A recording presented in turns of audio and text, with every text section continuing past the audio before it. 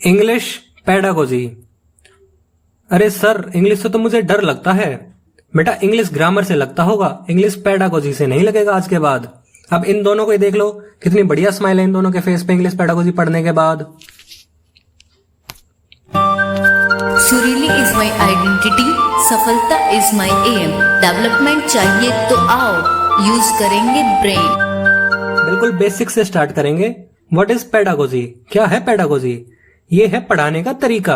एक teacher student को कैसे पढ़ा रहा है, तो बस वही तरीका है pedagogy. What is English? English एक लैंग्वेज है, बिल्कुल सिंपल। अब लैंग्वेज की कुछ कैरेक्टरिस्टिक्स होती हैं। यहां पर सिर्फ इंग्लिश लैंग्वेज की बात नहीं हो रही, हम कोई भी लैंग्वेज ले सकते हैं, जैसे हिंदी है, इंग्लिश है या वगैरह कोई भी। अब कैरेक्टरिस्टिक्स क्या क्या होती है देखो। पहली है सिंबॉलिक। अब जैसे इंग्लिश लैंग्वेज है, उसके अंदर अलग अलग अल्फाबेट्स हैं, ए बी सी डी। वो जो भी साउंड्स हैं, उन साउंड्स को अलग अलग शेप से डिनोट करते हैं। अब जैसे डी की बात करें तो जो डी साउंड है उसको हम कैसे रिप्रेजेंट करते हैं? ऐसे एफ डी टी वाई। देखो, सभी की शेप्स अलग अलग हैं, सभी के सिंबल्स हैं, और इसलिए ही एक ये लैंग्वेज की कैरेक्टरिस्टिक है कि लैंग्वेज सिंबॉलिक होती है जब हम उसको लिखते हैं। अब है डायनेमिक। डायनेमिक मतलब चेंज होना, टाइम के साथ चेंज हो जाती है लैंग्वेज। कैसे? पहले बोलते थे ब्रदर, आजकल बोलने लग गए हैं ब्रो। लैंग्वेज आर्बिट्ररी है, मतलब कोई भी एक प्रोडक्ट है या कोई चीज है, उसका जो भी नाम है वो क्या पता पहले कुछ और नाम स्टार्ट हो जाता, तो आज हम उसको कुछ और ही नाम से बोल रहे होते। फॉर एग्जाम्पल, जिस चीज को हम पेन बोलते हैं आज के टाइम पे, और उसको स्टार्टिंग से ही नैन बोल दिया जाता, तो आप अब भी शॉप पर जाकर क्या बोलते कि एक ब्लू नैन देना। अभी हंसी आ रही है, लेकिन जब वो जनरली सभी बोल रहे होते तो बिल्कुल हंसी नहीं आती। तो लैंग्वेज आर्बिट्ररी है, कोई नाम फिक्स नहीं है इस चीज का कि इसको यही बोलेंगे, कुछ और भी नाम हो सकता था इस चीज का। लैंग्वेज हम कम्युनिकेट करने के लिए यूज करते हैं, ये भी एक कैरेक्टरिस्टिक है लैंग्वेज की। अब जो लैंग्वेज है वो थॉट से रिलेटेड भी है। कई बार होता है ना कि कुछ बोल रहे हैं और दिमाग से कोई वर्ड फिसल जाता है, निकल जाता है, तो हम उसको बोल नहीं पाते उस टाइम पे कि मेरे को याद नहीं आ रहा अभी क्या वर्ड था वो। तो बस वो लैंग्वेज जो है, जो हम वर्ड बोलना चाहते हैं, वो हमारे थॉट से रिलेटेड है, इंटरकनेक्टेड है ये चीजें।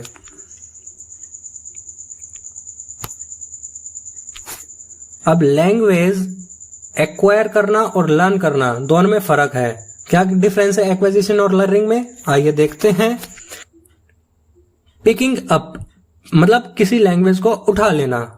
जनरली आप घर में जो भी लैंग्वेज देखते होंगे, सुनते होंगे, पेरेंट्स जो भी आपकी लैंग्वेज बोल रहे होंगे, आपने वही बचपन में उठा ली, वही आपकी मदर टंग बन गई। यह है पिकिंग अप ऑफ लैंग्वेज। इसमें आपको नोटबुक लेकर नहीं बैठना था। Language learning, knowing about a language, किसी लैंग्वेज को जानना, अच्छे से समझना, पढ़ना उसके बारे में। इसमें आपको एफर्ट्स डालने पड़ेंगे, नोटबुक पेन लेकर बैठना पड़ेगा। फॉर एग्जाम्पल इंग्लिश, ये आपकी जनरली फर्स्ट लैंग्वेज होती है जिसको हम एक्वायर कर लेते हैं, और ये आपकी सेकंड या बाकी कोई भी लैंग्वेज हो जाती है जो हमें लर्न करनी पड़ती है बड़े होकर। ये सब कॉन्शियसली होती है, ये कॉन्शियस प्रोसेस है, इसमें ज्यादा दिमाग लगाना पड़ता है। इसमें एक्वायर करते टाइम कोई फॉर्मल टीचिंग नहीं होती, लेकिन लर्न करते टाइम फॉर्मल टीचिंग होती है कि ये रूल्स हैं, इनको ऐसे पढ़ना है, पहले ये चीज सीखी जाएगी, फिर ये चीज सीखी जाएगी। ये एक फॉर्मल टीचिंग में मतलब पूरा प्रोसीजर होता है आपका सीखने के लिए। और मदर टंग तो आप नॉर्मली सीख ही लेते हो घर पे ही। यह है इम्प्लिसिट नॉलेज, अंदरूनी ज्ञान। मतलब आप सामने मम्मी पापा को बात करते सुन रहे हो, और आप में ऐसे ही समझ डेवलप हो गई सुनते सुनते। और यह है एक्सप्लिसिट नॉलेज, यह है बाहरी ज्ञान जो आपको बुक से, वीडियो से और टीचर से सीखना पड़ेगा। एक्विजिशन है एफर्टलेस प्रोसेस, और लर्निंग है कॉम्प्लिकेटेड। एक्विजिशन नेचुरल प्रोसेस है। एक्विजिशन में स्पीकिंग और लिसनिंग आ जाती है, और यही लर्निंग में रीडिंग भी होती है, राइटिंग भी होती है, स्पीकिंग भी होती है और लिसनिंग भी होती है।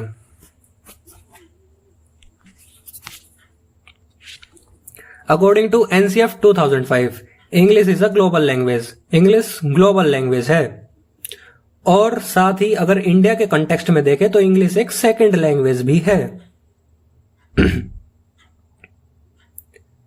एज पर इंडियन गवर्नमेंट 1963 में एक एक्ट आया था जिसमें इंग्लिश को एसोसिएट ऑफिशियल लैंग्वेज बताया गया। एक्ट कौन सा था? Official language act, OLA. रह जाएगा ना ध्यान, OLA, official language act 343(2) second part में है ये। ये 343 नंबर याद रख लेना। और एक एडिशनल इंफॉर्मेशन, जो 343(1) है उसमें आपकी हिंदी के बारे में बताया गया है कि हिंदी आपकी ऑफिशियल लैंग्वेज है। अब लैंग्वेज की कुछ स्किल्स हैं। क्या क्या स्किल्स है? लिसनिंग है, स्पीकिंग है, रीडिंग है, राइटिंग है। जिनमें से प्राइमरी स्किल्स है लिसनिंग और स्पीकिंग। लिसनिंग सुनना और स्पीकिंग बोलना, ये आपकी प्राइमरी स्किल्स हैं। सेकेंडरी स्किल्स है रीडिंग और राइटिंग। रीडिंग पढ़ना, राइटिंग लिखना। इसके साथ ही है लिसनिंग और रीडिंग। ये है पैसिव स्किल्स या रिसेप्टिव स्किल्स। मेहनत आपकी बिल्कुल कम होती है, इसमें आपका पार्टिसिपेशन बहुत ही कम होता है। स्पीकिंग और राइटिंग ये है एक्टिव स्किल्स, इसमें आपका पार्टिसिपेशन एक्टिव होता है, मतलब आप खुद को प्रकट करते हो। एक्सप्रेसिव स्किल्स भी हैं ये, आप अपने विचार सामने बताते हो, इसमें मेहनत आपको करनी पड़ती है स्पीकिंग और राइटिंग में।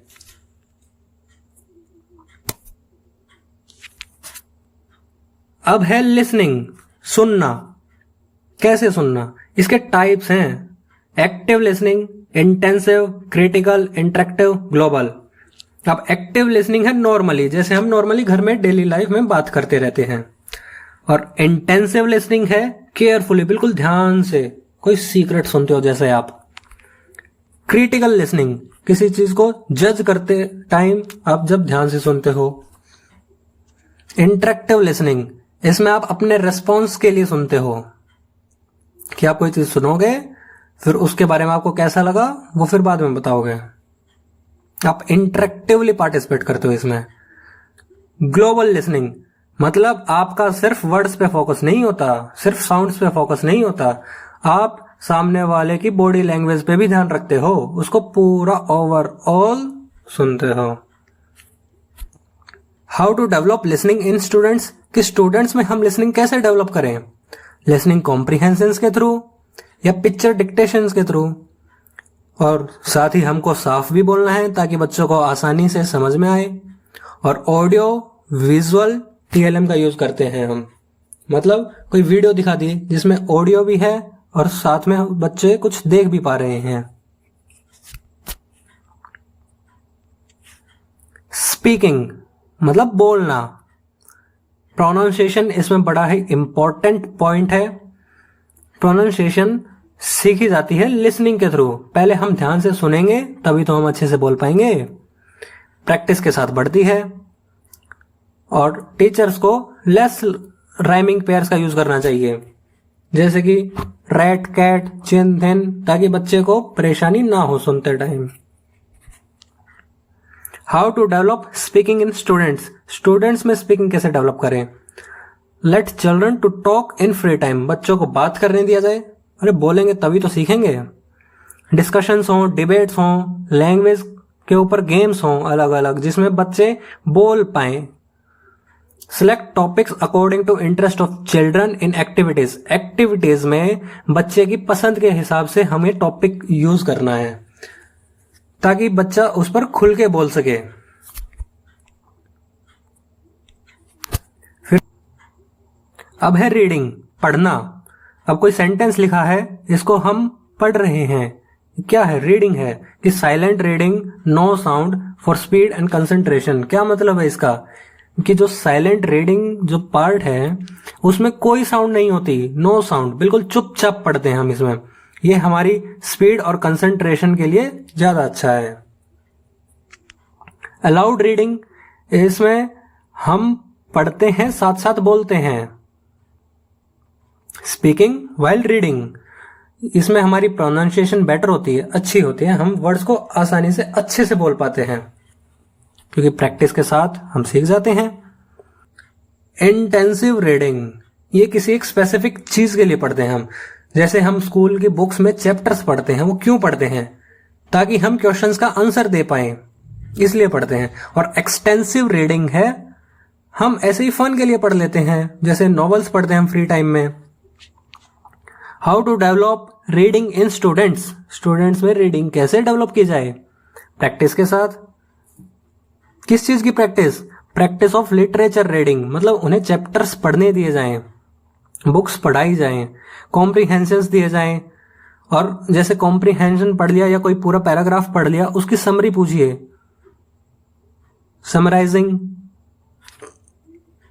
ताकि वो रीडिंग इफेक्टिव हो। अब रीडिंग की कुछ सब स्किल्स भी हैं। क्या क्या सब स्किल्स हैं? प्रेडिक्शन, इन्फेरिंग, स्कीमिंग, स्कैनिंग, ये हम आगे पढ़ेंगे।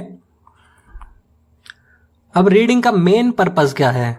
जो भी इंफॉर्मेशन दी गई है उसका मीनिंग पता लगाना। Main purpose of reading is to interpret meaning of given information. कोई भी जो इंफॉर्मेशन है उसका मीनिंग हम पता लगा सके। कैसे? उस इंफॉर्मेशन को पढ़ के, यही तो है रीडिंग।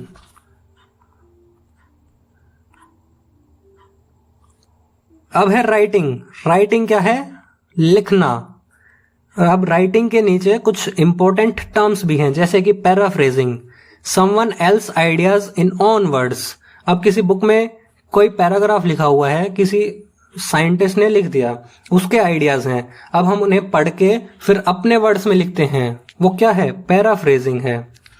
उसके बाद है नोट मेकिंग, ये है पैसिव। पैसिव मतलब आपको ज्यादा मेहनत नहीं करनी इसमें। ड्यूरिंग अ लेक्चर, जैसे कोई टीचर लेक्चर दे रहा है, कुछ बता रहा है, समझा रहा है, आप उसमें से इंपॉर्टेंट पॉइंट उठाएंगे और लिख देंगे फटाफट, ये है नोट मेकिंग। और नोट टेकिंग, इसमें आपका एक्टिव पार्टिसिपेशन होता है, आपको मेहनत करनी पड़ती है इसमें। ये है फ्रॉम रिसोर्सेज, अलग अलग रिसोर्सेज से, कोई बुक से, कोई वीडियो से, आप सभी रिसोर्सेज को एग्जामिन करते हो, अच्छे से पढ़ते हो और फिर उसके बाद अपने नोट्स बनाते हो, वो है नोट टेकिंग। और अगर आपको नोट मेकिंग में भी आलस आता है और नोट टेकिंग में भी आलस आता है, तो हमारे पास बढ़िया से नोट्स ऑलरेडी बने हुए हैं, जिसके लिए आप कांटेक्ट कर सकते हो। How to develop writing in students, students में राइटिंग कैसे डेवलप करें? डिक्टेशन से। रिमूव, जो डिक्टेशन है ये हमारी स्पेलिंग एरर्स रिमूव करती है। स्क्रिबलिंग, राइटिंग की प्रैक्टिस।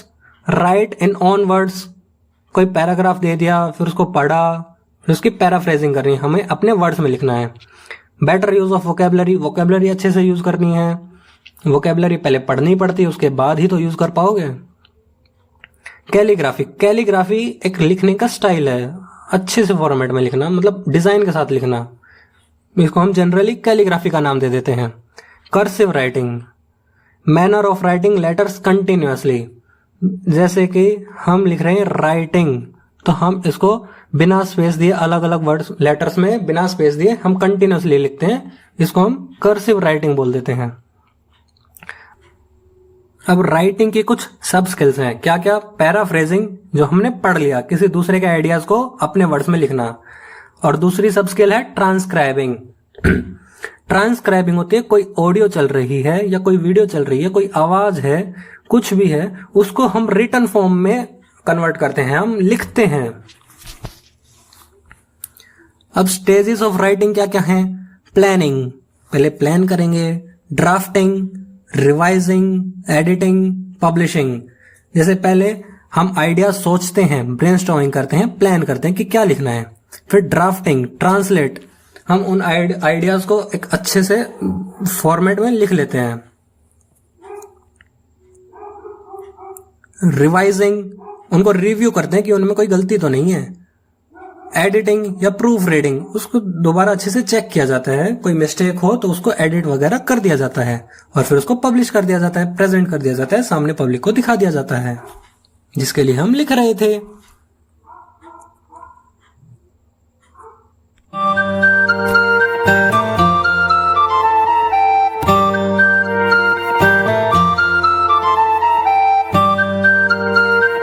कुछ इंपॉर्टेंट टर्म्स हैं, जैसे कि साइट वर्ड्स। कौन से हैं ये साइट वर्ड्स? जो हमें बार बार दिखते रहते हैं, पढ़ते लिखते टाइम जो वर्ड्स हमारे सामने बार बार आते रहते हैं। Appear most frequently while reading और writing. Scanning, fast reading to find specific fact.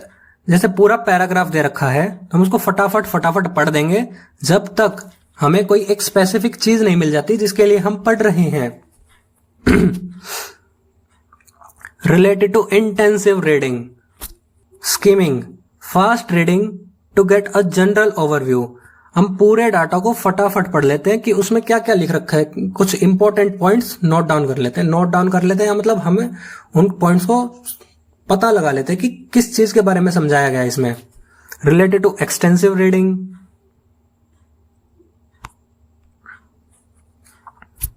Lexical words या कंटेंट वर्ड्स, जो स्पेसिफिक वर्ड्स हैं या मीनिंगफुल वर्ड्स हैं जो हमें जनरली बार बार नहीं दिखते। ये हैं लेक्सिकल वर्ड्स, जैसे कि नोट्स, स्टार, 5, ये प्रॉपर वर्ड्स हैं। फंक्शन वर्ड्स, जो हमें सेंटेंस कंप्लीट करने के लिए चाहिए होते हैं। ये कॉमन वर्ड्स हैं, जैसे कि एंड, और, बट, देन, दैट वगैरह वगैरह।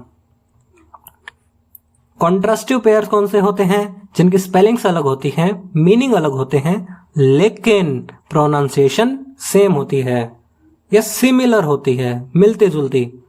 पेट, net, chat. Articulator, any vocal organ which takes part in production of speech sound. हमारी बॉडी का कोई भी ऑर्गन जो हमें बोलने में हेल्प करता है वही आर्टिकुलेटर कहलाता है, जैसे कि टेथ, टंग, माउथ, लिप्स। फोनीम्स, फोनीम्स एक साउंड है, स्पीच साउंड्स, बिल्कुल छोटी सी साउंड्स। टोटल 44 साउंड्स है। किसमें? इंग्लिश में। इंग्लिश के जो सभी वर्ड्स हैं अलग अलग, उनकी 44 साउंड्स हैं, जिनमें से 20 साउंड हम 5 वोवेल से ही डिनोट कर लेते हैं और 24 साउंड्स हम 21 कॉन्सोनेंट्स यूज करके करते हैं। मॉर्फेम्स, मॉर्फेम्स क्या है? साउंड की सबसे छोटी यूनिट मॉर्फेम्स कहलाती है। लेक्सेम्स क्या है? ये मीनिंगफुल वर्ड्स, हमने अभी पीछे पढ़ा भी है। Polysemy, many meaning of a word, कोई एक सिंगल वर्ड है उसी के ही अलग अलग काफी सारे मतलब हैं, जैसे कि ऑरेंज, ऑरेंज एक कलर भी होता है और ऑरेंज एक फ्रूट भी होता है। अब एक ही वर्ड है ऑरेंज, इसके ही 2 अलग अलग मतलब हैं, क्या है? पॉलीसेमी है। कॉन्ट्रैक्शन, कॉन्ट्रैक्शन मतलब छोटा करना, मेकिंग शॉर्ट, कोई एक चीज है उसको छोटा करना, जैसे कि इट इज, ये 2 अलग अलग हैं, इनको हमने एक साथ करके छोटा कर दिया, it's. Do not, don't, I am, monophthongs, pure vowel with single sound, सिर्फ एक ही साउंड होती है, पूरे वर्ड में एक ही वोवेल आता है, जैसे कि आउल, इसमें ओ आया। टिक, आई है इसमें, नॉट, ओ है इसमें, एक ही वोवेल है इसमें, ध्यान से देखो। मोनोप्थॉन्ग्स में एक ही वोवेल होता है और टोटल 12 मोनोप्थॉन्ग्स प्रेजेंट हैं। डायप्थॉन्ग्स या इन्हें ग्लाइडिंग वोवेल्स भी बोलते हैं, कि मतलब एक वोवेल से स्टार्ट होकर वर्ड दूसरे की तरफ जा रहा है। ग्लाइडिंग वोवेल्स, इसमें 2 वोवेल्स होते हैं कम से कम, combination of 2 vowels in a single syllable, एक ही साउंड में। Glides from one sound to another, total 8 diphthongs present हैं, जैसे कि पेयर, इसमें ए है और आई है, नॉइज, ओ है और आई है, सी, 2 वोवेल्स आ गए। डायप्थॉन्ग्स मतलब 2, मोनोप्थॉन्ग्स मतलब 1 वोवेल। अब ये टेबल ध्यान से देख लो, बड़ी काम की टेबल है ये। होमोग्राफ्स, होमोग्राफ्स कौन से वर्ड होते हैं? होमोग्राफ्स जिनकी सेम स्पेलिंग होती है, लिखने में सेम होते हैं। अब इनका मीनिंग सेम नहीं होता और साउंड इनकी सेम हो भी सकती है, नहीं भी हो सकती। जैसे होमोग्राफ का एग्जाम्पल है रीड और रेड। अब रीड और ये रीड, दोनों रीड नहीं है, स्पेलिंग सेम है इनकी, मीनिंग दोनों के अलग है और साउंड सेम हो भी सकती है, नहीं भी हो सकती। अगर हम प्रेजेंट की बात करें, आई रीड अ बुक, क्या है? ये रीड है। और I read a book yesterday, हमने कोई बुक कल पढ़ी थी, वो पास्ट की बात है, तो उसमें हम क्या बोल रहे हैं, रेड, और ये क्या बोल रहे हैं, रीड।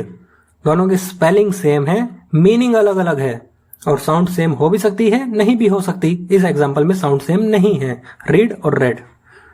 होमोफोन्स, होमोफोन्स में सेम साउंड होती है। होमो मतलब सेम और फोन्स मतलब साउंड। अब इसमें स्पेलिंग सेम नहीं होती, मीनिंग भी सेम नहीं होता। होमोफोन्स एग्जांपल नो, नो, ये KNOW है जानना, और NO मतलब है नहीं। नहीं और जानना दोनों अलग अलग मतलब हैं, मीनिंग सेम नहीं है, स्पेलिंग भी सेम नहीं है। ये है KNOW, ये है NO, लेकिन साउंड सेम है। इसकी प्रोनाउंसिएशन जो है वो नो बोली जाती है। इसका दूसरा एग्जांपल भी है टू और टू, थोड़ी सी सिमिलर है लेकिन जनरली सेम साउंड बोली जाती है इसकी।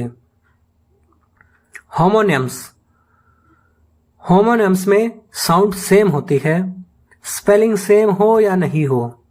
अब देखो तीनों में ही मीनिंग सेम नहीं है। क्यों? अगर मीनिंग भी सेम हो गया, साउंड भी सेम हो गई, स्पेलिंग भी सेम हो गई बाय चांस, तो फिर वो तो सेम ही वर्ड हो गया ना, इसलिए।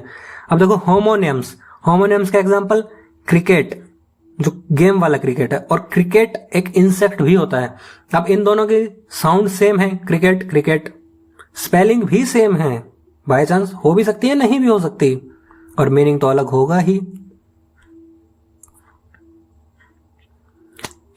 टीचिंग ऑफ ग्रामर, ग्रामर पढ़ाना। वाई टू टीच ग्रामर, क्यों पढ़ानी है ग्रामर? फॉर एनहेंसिंग एक्यूरेसी, ताकि हम अपनी लैंग्वेज को सुधार सकें, उसको एक्यूरेटली यूज कर सकें। हाउ टू टीच, पढ़ानी तो है लेकिन कैसे पढ़ानी है? कनेक्टिंग टू रियल लाइफ, बच्चे के रियल लाइफ से कनेक्ट करके पढ़ानी है। Use of various interesting methods, अलग अलग मेथड्स का यूज करेंगे। ऑडियो, ऑडियो विजुअल, विजुअल या काइनेस्थेटिक मेथड्स, अलग अलग मेथड्स का किसी का भी यूज कर सकते हैं हम। टाइप्स ऑफ ग्रामर, क्या क्या टाइप्स है ग्रामर के? Functional grammar, context is important. Functional grammar में कंटेक्स्ट बड़ा ही इंपॉर्टेंट है कि हम किस नजरिए से सीख रहे हैं, सिखा रहे हैं, पढ़ रहे हैं। ट्रांसफॉर्मेटिव या जनरेटिव ग्रामर, जो हम मदर टंग वाली ग्रामर सीखते हैं, जैसे कि हिंदी व्याकरण हमने कैसे सीखी? हम तो बिना रूल्स पढ़े ही सीख गए हिंदी बोलना, इसमें कोई फॉर्मल टीचिंग नहीं होती। और pedagogical grammar generally second language के लिए यूज की जाती है, जो हमें लिख कर बोल कर पढ़नी पड़ती है। टीचिंग मेथड कौन से हैं? ग्रामर ट्रांसलेशन मेथड है, जो कि बड़ा ही पुराना मेथड है, बहुत पुराना। सबसे पुराना यही था, ग्रामर ट्रांसलेशन। मतलब एक लैंग्वेज है, उसको हम दूसरी लैंग्वेज में ट्रांसलेट करके सीख रहे हैं, जो हमें आती है।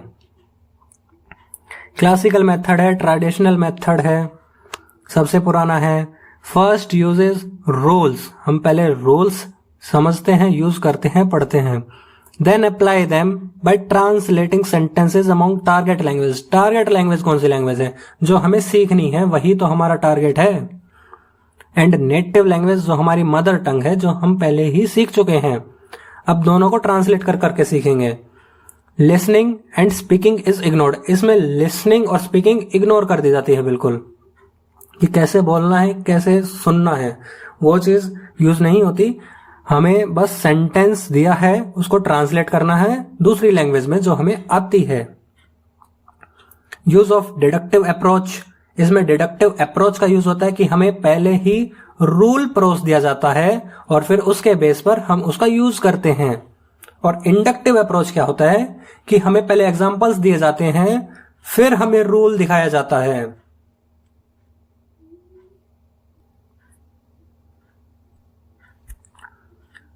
दूसरा मेथड है डायरेक्ट मेथड। डायरेक्टली, कैसे डायरेक्टली? मतलब जो हमें लैंग्वेज सीखनी है, टारगेट लैंग्वेज है, सिर्फ और सिर्फ उसी में बात करेंगे। ओनली इंग्लिश, जो हमारा टारगेट है। नेचुरल मेथड है, मदर टंग बिल्कुल ही अलाउड नहीं है, मदर टंग बिल्कुल नहीं। Only target language is used. Use of inductive approach, अभी अभी बताया इंडक्टिव अप्रोच, पहले एग्जांपल्स दिए जाते हैं, उसके बाद रूल बताया जाता है। सैंडविच मेथड, अरे सर ये तो देखते ही मुंह में पानी आ गया। हैं ऐसी जीभ लपलपाई। लेकिन ध्यान से सुनो अब। सैंडविच मेथड बड़े ही काम का है। कैसे? इसमें ऊपर भी टारगेट लैंग्वेज है, नीचे भी टारगेट लैंग्वेज है, लेकिन बीच में क्या है? मदर टंग है। और मदर टंग सिर्फ और सिर्फ टीचर यूज करेगा। मतलब समझ नहीं आया? दोबारा देखो कि हमारी target language for example English है, तो हम पहले इंग्लिश में सेंटेंस बोलेंगे, उसके बाद फिर टीचर हिंदी में सेंटेंस बोलेगा, वही सेंटेंस, लेकिन सिर्फ टीचर बोलेगा, कोई स्टूडेंट नहीं बोलेगा हिंदी में। उसके बाद फिर वापस इंग्लिश में बोलेंगे। तो पहले टारगेट लैंग्वेज इंग्लिश, उसके बाद मदर टंग, उसके बाद फिर से टारगेट लैंग्वेज। अब ये तो बड़ा ही सिंपल सा मॉडल है। इसमें ज्यादा कुछ पढ़ने का है नहीं, देखते ही समझ आ गया होगा आपको कि स्टोरी ज्यादा बड़ी होती है, पैराग्राफ 3-4 पैराग्राफ मिलकर स्टोरी बनती है, फिर नीचे सेंटेंस, उससे कम फ्रेज, उससे छोटे क्लॉज, फिर वर्ड, और सबसे कम साउंड, सबसे छोटी। क्योंकि साउंड बेसिक है, हम पहले साउंड्स प्रोड्यूस करते हैं, उनके वर्ड्स डिनोट करते हैं, क्लोज बनाते हैं, फ्रेज बनते हैं, बड़े बड़े सेंटेंस बनते हैं, फिर पैराग्राफ बनते हैं, और फिर पूरी स्टोरी क्रिएट होती है। तो अगर हम पहले स्टोरी पे फोकस कर रहे हैं और फिर नीचे जाते जा रहे हैं, तो ये क्या है? टॉप डाउन मॉडल है। और अगर हम साउंड से स्टार्ट करके ऊपर जा रहे हैं, तो ये क्या है? बॉटम अप मॉडल है। कम्युनिकेटिव लैंग्वेज लर्नर्स, CLL, ये ध्यान से सुन लेना। अब देखो, ये CLL है और ये CLT है। कम्युनिकेटिव, लैंग्वेज, और ये है लर्नर्स और ये है टीचिंग। क्या डिफरेंस है? यही है डिफरेंस, लर्नर्स और टीचिंग। देखो, children work with community members and talk in target language. कोई भी चाइल्ड जो सीखना चाहता है अपनी टारगेट लैंग्वेज, वो उसी लैंग्वेज में बोलने वाली कम्युनिटी ज्वाइन करेगा, उसी कम्युनिटी के साथ बैठेगा, उसी लैंग्वेज में बात करेगा जो वो सीखना चाहता है। ये जनरली अडल्ट्स के लिए मेथड है। और कम्युनिकेटिव लैंग्वेज टीचिंग में, इसमें उसके साथ एक टीचर भी रहेगा, टीचर एज फैसिलिटेटर, सिर्फ उसकी हेल्प करने के लिए। फैसिलिटेटर मतलब सिर्फ वही हेल्प करनी है जहां पर उसको प्रॉब्लम आ रही है। अगर प्रॉब्लम नहीं आ रही तो शांति से बैठकर देखना है उसको। कब तक देखना है? तब तक वो कर रहा है सही, और जहां पर भी मिस्टेक हुई, कोई प्रॉब्लम आई, तो उसको गाइड करना है साथ में। Teacher as facilitator. Use of target language in classroom, ये क्लासरूम का एग्जाम्पल लिया है कि हम क्लासरूम में टारगेट लैंग्वेज का यूज करें, हमारे साथ टीचर भी है, तो इसी मेथड को बोलते हैं कम्युनिकेटिव लैंग्वेज टीचिंग, लैंग्वेज पढ़ाना, और ये लैंग्वेज खुद लर्न करना है। इसमें जनरली क्या है? ये एक्विजिशन है और ये क्या है? लर्निंग है। Developing child's communication and interaction skills is the priority. अब जो चाइल्ड की कम्युनिकेशन और इंटरेक्शन स्किल्स हैं, उन्हें डेवलप करना मेन एम है। और ऐसे ही है basic interpersonal communication skills, BICS, और cognitive academic language proficiency, CALP. अब दोनों में क्या डिफरेंस है? देखो ध्यान से। It is related to linguistic skills. Linguistic skills language की स्किल्स कौन सी हैं? Listening, speaking, reading, writing. अब लेकिन कौन सी बात कर रहे हैं हम? Which are needed in everyday life, जो हमारी एवरीडे लाइफ में यूज होती हैं। जनरली लिसनिंग और speaking. In face to face interactions में तो लिसनिंग और स्पीकिंग ही यूज होती है। ये क्या है? बेसिक इंटरपर्सनल कम्युनिकेशन स्किल्स का यूज होता है इसमें। It is basic use of language का बेसिक यूज, लिसनिंग और स्पीकिंग स्किल्स का यूज करके। अब देखो इसमें क्या है? इंटरपर्सनल होता है दूसरे के साथ कनेक्ट करना, और अगर यही होता इंट्रापर्सनल होता कि खुद से ही कनेक्ट करना, खुद के अंदर ही जानना।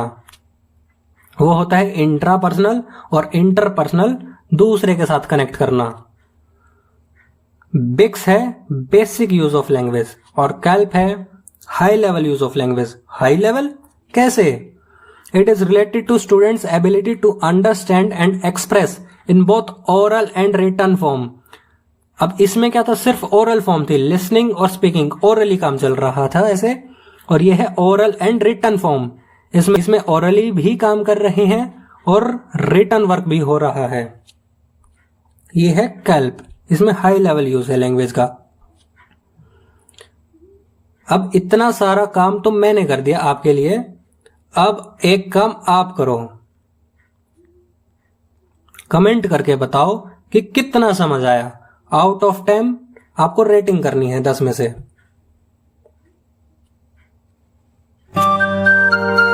सुरीली सफलता के संग पढ़ते रहो, बढ़ते रहो।